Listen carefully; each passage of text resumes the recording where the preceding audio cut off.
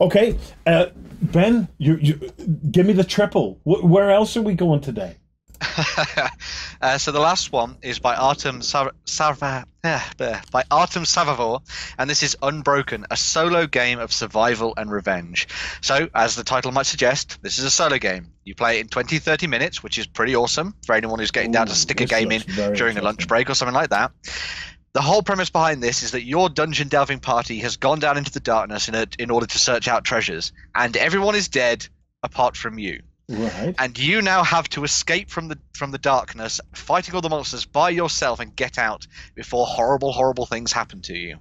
So the game comes with a whole bunch of different scenarios and stories for you to play through, and there are 4 different character types as well. Each of the different scenarios has a variety of different monsters thrown into the mix as to go with it, and it's got a sort of like a survival, almost fighting fantasy element to things in this as Mm-hmm. well. So what'll happen is you'll reveal encounter cards, and then you'll have to decide how best to spend your time because you've only got a limited amount of time to get out of there.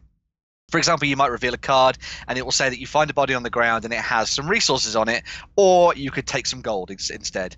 And you'd have to weigh up whether or not you've got enough time to harvest the resources and maybe even make yourself something like lash together your shield and make that better, or steal the sword from a body, etc., etc., or just take things and run. Or maybe you spend some time defeating the monster to try and get all its treasure, or you try and escape from it as quickly as possible and try and get to the next page and the next scenario card as quickly as you can. So there's an element of push your luck thrown in here, and there's survival aspect to it, and the adventure just sounds amazing. The artwork looks really good for this as well, and it's one of the things that really drew me into it. And it's almost got a little bit of like a grim dark feel to it as well, which I thought was really neat.